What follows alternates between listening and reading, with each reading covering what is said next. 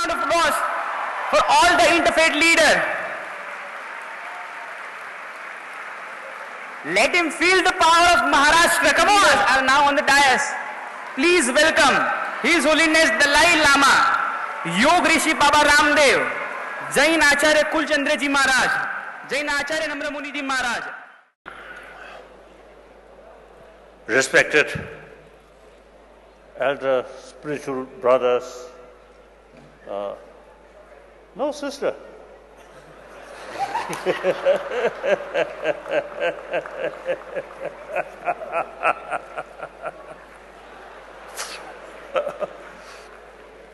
And rest of brothers, sisters.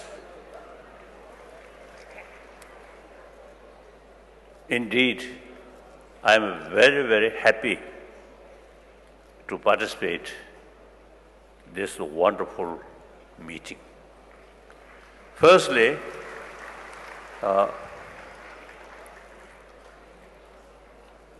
see, these spiritual leaders, not only they carry their practice 1,000-year-old tradition seriously, but also they are quite active.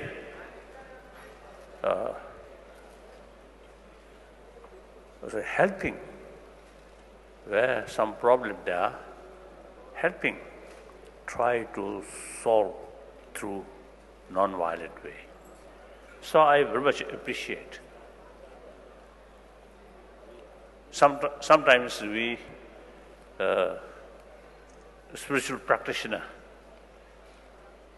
you see, the idea, vision, very good, but sometimes a little lacking actual action. So now these, my brothers, really very, very active. So I very much appreciate. Now, my usual sort of, or say, day thinking, wherever I go, talk. Number one, I consider myself as one of the 7 billion human beings.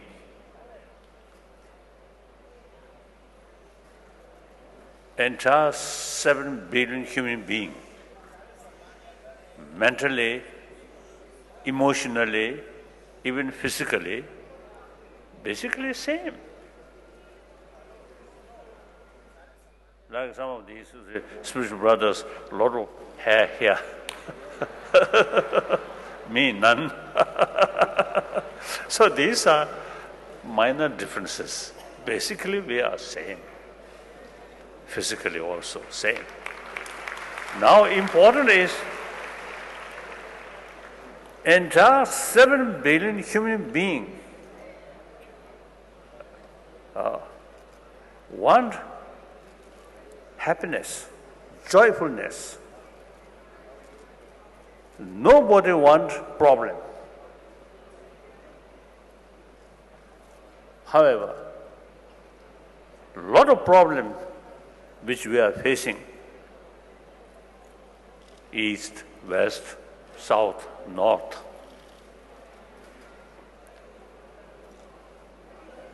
Most of these problems, except problem due to nature disaster, and also is due to global warming, some nature disaster happen. But many of the problems which we are facing is our own creation. So now, here, big contradiction. Nobody wants a problem, but ourselves, you see, creating a lot of problems. How? Here, our emotion.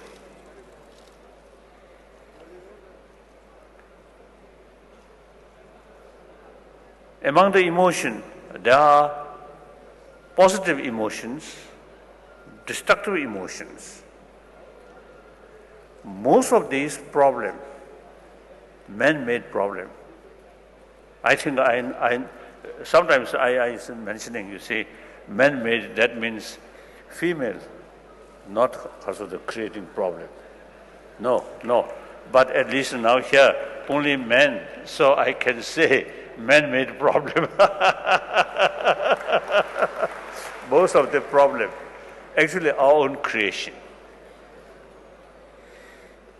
With too much destructive emotion, anger, and jealousy. These related with feeling of self-centered attitude, just to think of oneself, regardless what cause of the effect to other. Sometimes you see too much self-centered attitude, then fear comes. Fear creates irritation. Irritation creates anger. Anger creates violence. So now, time comes. See, when we talk peace, peace must achieve through inner peace. So now, violence related with anger, peace related with compassion. Where genuine compassion there, non-violence comes. So this country, 1,000 years, the concept of ahimsa. Ahimsa generally on the level of action. Now, any genuine non-violent action, ahimsa action, related with karuna. Where karuna there, your verbal action, physical action, even mental action become non-violence. Too much self-centered attitude here. Then outwardly looks non-violence, but for example, with self-centered attitude, try to cheat other people and use some nice word and artificial smile and sometimes some gift. Looks non-violence, but because of their motivation, try to cheat them. So it's essentially violence. Now, a sensible, good mother or teacher, including my own teacher when I studied, say, I was quite lazy student. So occasionally my teacher showing me little sort of harsh attitude. But that, out of sense of concern of my study, my well-being, so this little bit of harsh attitude is actually non-violent. So demarcation, violence and non-violence entirely depend on motivation. Now when we talk ahimsa, we must pay more attention about karuna. Now here,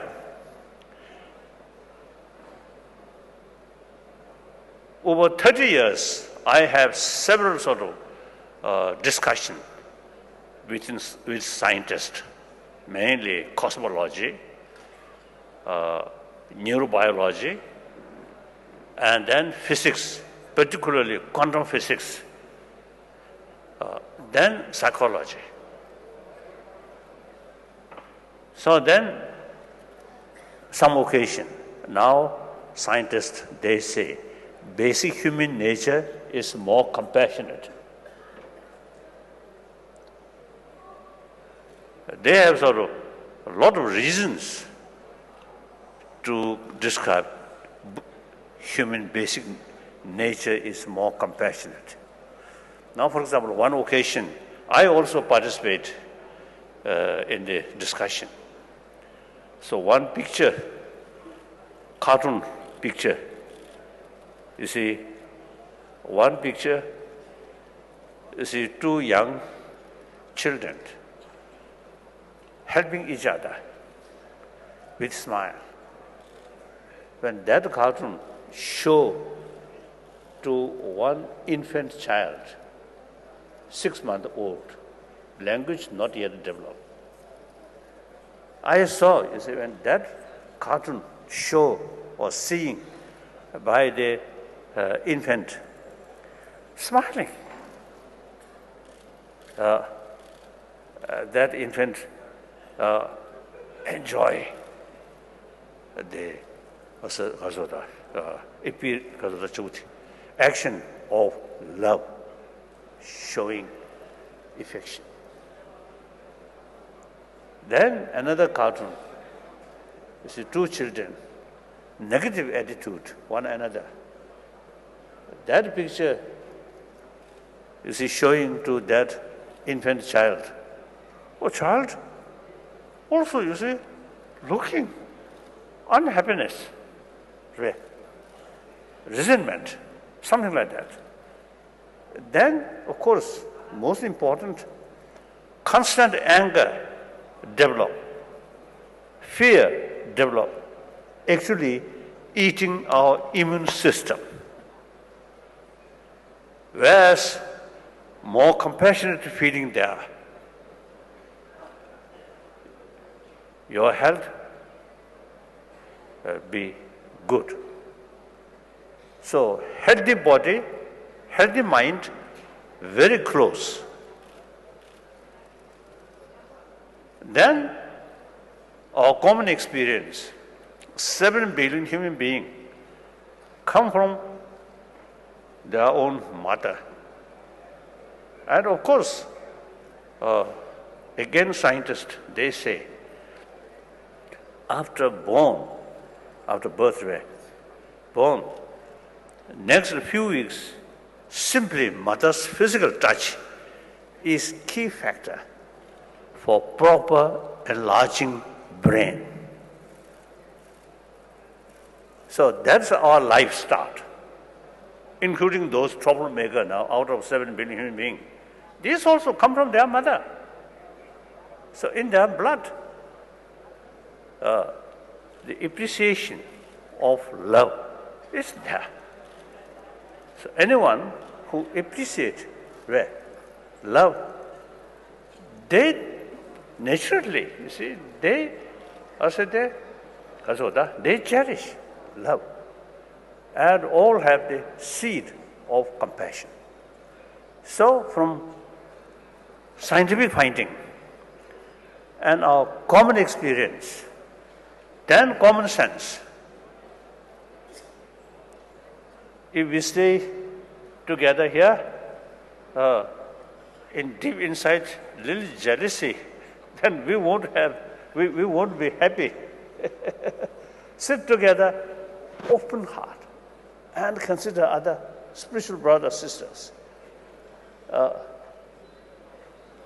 and deal with other people honestly, truthfully, compassionately. Everybody get immense benefit. So your neighbor may be very rich, maybe millionaire, but in the family, even husband and wife, little jealousy, a little suspicion. Then that family never be happy. And the poor, even beggar, full of trust among their sort of family member. Poor meal, accommodation, but feel very happy.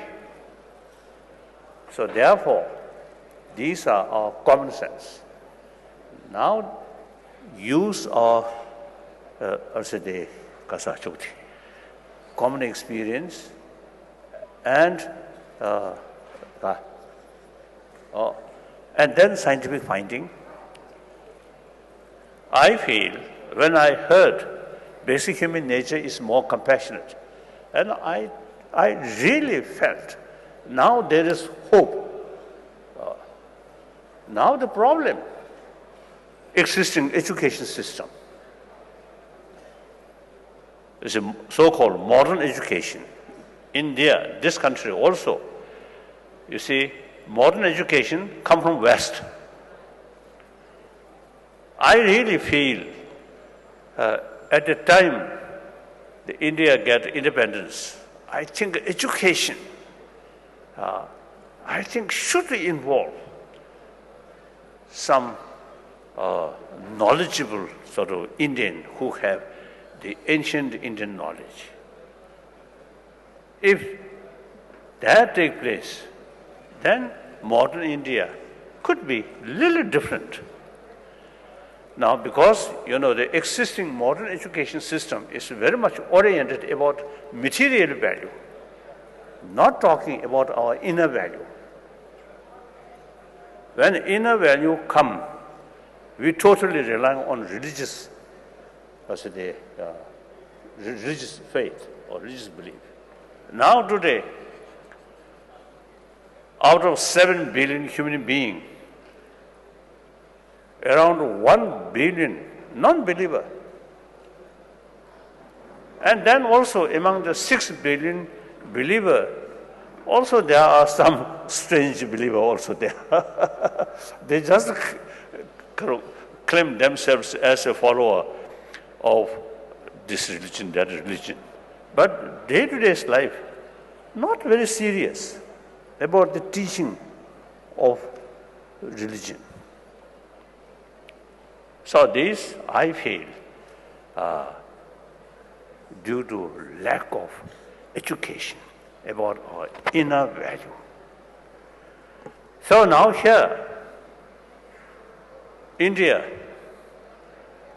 have, I feel, great potential. Plus, modern education, you must pay more attention about ancient your knowledge about the human mind, about the human emotion, then how to tackle this emotion. That's part of ancient Indian knowledge. So, India can combine modern education, the modern technology, modern material development, plus education about our inner value, such as karuna. Not just relying on religious faith, but use our common sense, as I mentioned earlier.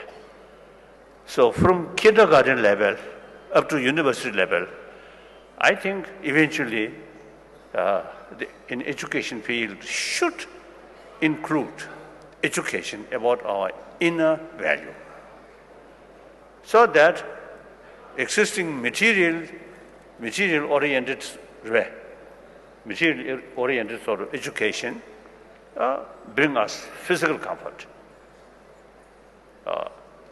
Then ancient Indian knowledge about mind, about inner world, that brings inner peace, inner value. So therefore, now last few years, with help of some Indian scholars and also many scientists, including European, American scientists, we fully now engage how to introduce in modern education field about education, about our inner value. Strictly, again, Indian tradition, secular way, not based on religion, but use of, as I mentioned earlier, common sense, these things. So India's constitution itself, very much based on secular. So according to Indian understanding, secular means not only respect all religions, but also respect non-believer. So according to that sort of concept, it can cover entire 7 billion human beings, including those 1 billion non-believer. So I think once India introduce education system, which combination modern education and ancient Indian sort of knowledge or education about the inner world, then I think India really can make, I think, significant contribution for well-being of the 7 billion human beings. Then your neighbor, China, People's Republic of China, traditionally Buddhist country. Now today, China, around 400 million Buddhist population there. Many of these Chinese Buddhists now really showing interest about Tibetan Buddhism. Tibetan Buddhism is true lineage of Nalanda tradition. So like that, so once one of India's religion, that is Buddhism, I think cover whole Asia. Like that. So India, I think, can make certain, if it's China, you see, showing interest about, you see, India's, also the newly developed some kind of education, combination, modern education and ancient Indian sort of knowledge about mind, about emotion. Then I think combine India and China, over 2 billions, almost 2.5 billions. So that could be some significance for well-being of 7 billion human being, like that. So now, as a human being, we are social animal.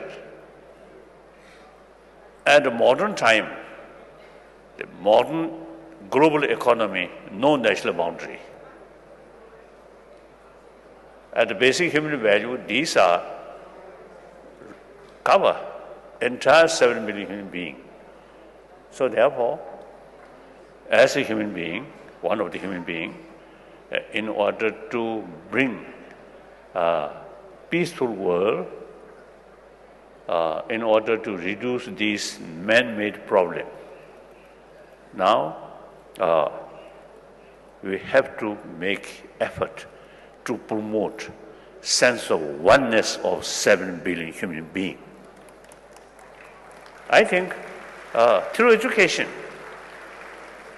and use our common sense properly, we can educate from kindergarten up to university level. So this is my number 1 commitment. Number 2 commitment, I am believer, I am Buddhist, and particularly follower of Nalanda tradition, Sanskrit tradition. So, then now spent 58 years in this country, I fully convinced now religious harmony is very possible. Now this country, beside homegrown religion, that is Sangha philosophy, and Jain philosophy, then Buddhist philosophy, and later Sikhism, these are homegrown different religious traditions. Then beside that, from outside, Zoroastrianism, and then Judaism, Christianity, Islam come from outside. But equally enjoy now in this country. Now today, India, I think where all world major religious traditions live together, occasionally some problem. That's understandable. I usually say telling over 1 billion Indian, not a Buddhist sadhua. Some mischievous people must be there. So some problem occasionally here and there, but overall picture of this country, I think religious harmony, not a political reason, but over 1,000 years, that tradition is, I think, very strong India's tradition.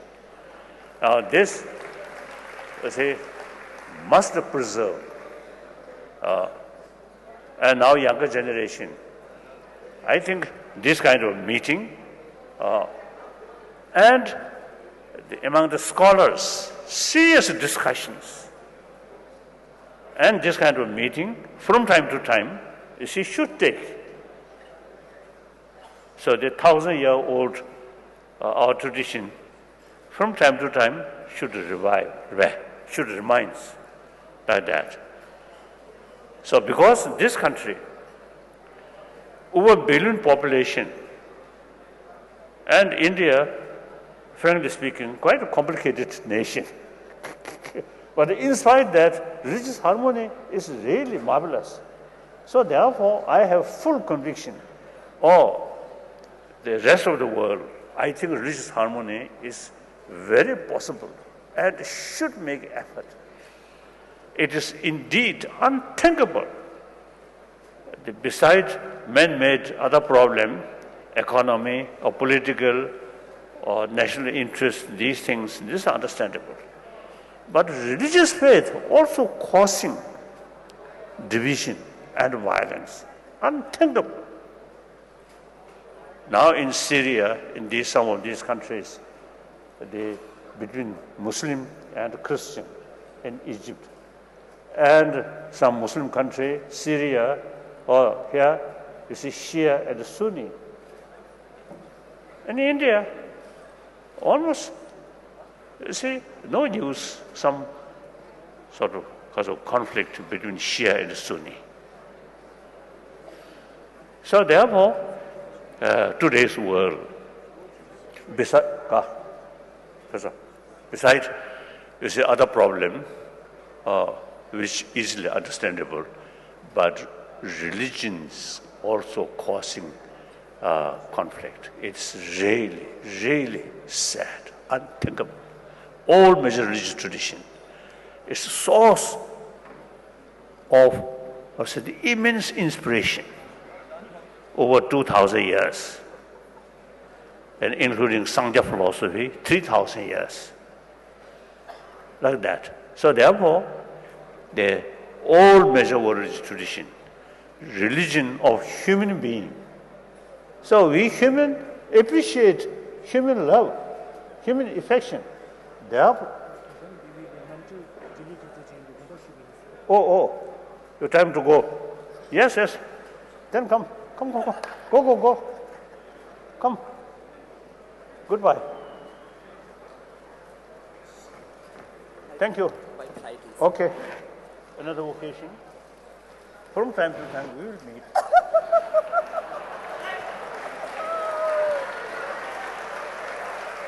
Then we become, since many years, we become very close friends. So I always do this. Do this. Bye-bye. Thank you. Babaji, wait, sir. One join. Thank you. Continue. Thank you. So India, I think religious harmony is concerned. I think India is only example. Whole, I think about 200 nations on this planet. I think India is the example. Different religious traditions can live together. So, as a guest of Indian government, longest guest of Indian government, I fully committed promotion of religious harmony. Wherever I go, I always telling, India is example. So, it is very possible, religious harmony, like that. So I usually describe myself as a messenger of ancient Indian tradition or Indian thought, like that. So already the religious harmony still very good. Now still pay more attention, like that. Then thirdly, of course, as a Tibetan, I have sort of serious sort of, how to say, concern, preservation of Tibetan knowledge, ancient knowledge. All knowledge comes from India. Since the 8th century, one of the top master of Nalanda, Shantarakshita, he invited by Tibetan emperor, 8th century. He introduced Buddha Dharma according to Nalanda tradition. Over 1,000 years, we kept all this knowledge. Sometimes I jokingly telling people, India itself, for example, the Nalanda tradition, the Nalanda, I think with Nalanda institution ruined now, nothing there, some pigeons there. So similarly, this ancient knowledge about Nalanda also is much neglected. During those centuries, we Tibetan, we kept all these knowledge which introduced by Shantarakshita. So I usually describe, you Indian, traditionally our guru, we are chela. We not only chela, but also quite reliable chela. Truly. About 300 volumes of text translated from India, including many Nalanda masters' writing. We still use this as a textbook, memorize, you see, these root text, and then each word, you see, explain according Nalanda master's commentary. And then we use extensively logic, pramana, Digna, Dharmakirti, and Shantarakshita himself, and the Kamalashila. You see, they are writing about logic. We extensively study these things. So therefore, I think it is quite reasonable to say reliable chela. So then another thing, now these days, I fully committed, try to revival of ancient Indian knowledge. Religion, something different. In this country, is a many different religious traditions. But logic and knowledge about mind or psychology, these are common. We should consider these things, you see, academic subject. So I'm trying to revival of these ancient Indian knowledge in modern India. So eventually should, as I mentioned earlier, combine modern education and ancient Indian thought, like that. So, as a chela of Indian Guru, it is my duty to make a report. That's all. Thank you.